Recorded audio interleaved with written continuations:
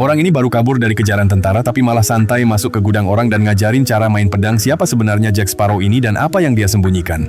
Sambil menahan sesak napas, Elizabeth menghadiri acara kenaikan pangkat dari Norrington di dalam benteng, di mana acara tersebut dipimpin langsung oleh ayahnya. Sementara itu di dermaga, Jack dihadang oleh dua petugas agar tidak mendekati kapal tercepat di dunia. Jack yang mendengar itu langsung membantahnya, kalau kapal tercepat di dunia ialah Black Pearl. Dua petugas ini hanya tertawa karena mengira kapal itu hanyalah mitos yang dikutuk bersama awak krunya.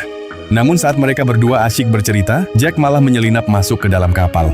Karena didesak untuk jangan bohong, Jack akhirnya berkata jujur kalau dia akan mencuri kapal ini lalu pergi ke Tortuga untuk mencari awak kapal. Sedangkan di dalam benteng, Norrington mengajak Elizabeth ke atas benteng untuk menyatakan perasaannya dan langsung melamarnya. Namun Elizabeth yang masih sesak napas akibat gaunnya terlalu sempit tiba-tiba kehilangan kesadaran dan jatuh ke laut lepas. Karena kedua petugas di dermaga tidak bisa berenang, Jack langsung beraksi melompat ke laut untuk menyelamatkan Elizabeth. Namun yang anehnya, saat Elizabeth tenggelam, kalung emas itu seperti memberikan sinyal gelombang ke arah lautan lepas. Setelah baju sempit itu dibuka, akhirnya Elizabeth kembali bisa bernapas. Jack merasa heran bagaimana Elizabeth bisa mempunyai kalung tersebut. Tapi tiba-tiba Norrington bersama pasukannya datang dan mengira kalau semua ini adalah ulah Jack. Ditambah saat melihat tato di tangannya, Norrington langsung mengenali kalau dia adalah Jack Sparrow, sang bajak laut terburuk, dan berniat untuk menggantungnya.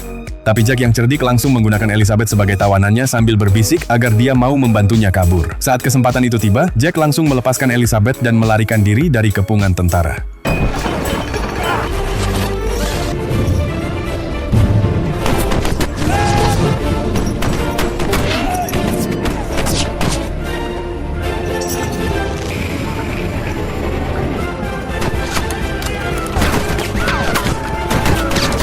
Jack kemudian masuk ke dalam gudang toko pandai besi dan melihat kalau pemiliknya sedang tertidur pulas. Jack mencari cara untuk melepaskan borgol di tangannya menggunakan alat pemotong besi. Saat rantai itu berhasil terlepas, tiba-tiba Will datang dan menyadari kalau posisi barangnya sudah berpindah. Akhirnya Jack menunjukkan dirinya dan mereka pun langsung bertarung pedang.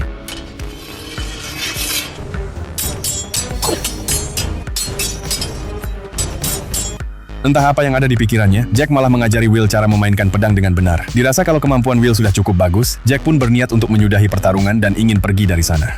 Namun Jack dipaksa kembali ke dalam pertarungan oleh Will, karena hasilnya masih sengit. Sayangnya para tentara keburu datang ke sana, yang membuat situasi Jack menjadi terjepit. Dan ya, Jack pun akhirnya berhasil tertangkap, dan Norrington tidak lupa mengucapkan terima kasih pada saingan cintanya itu. Saksikan part selanjutnya hanya di Kilas Film.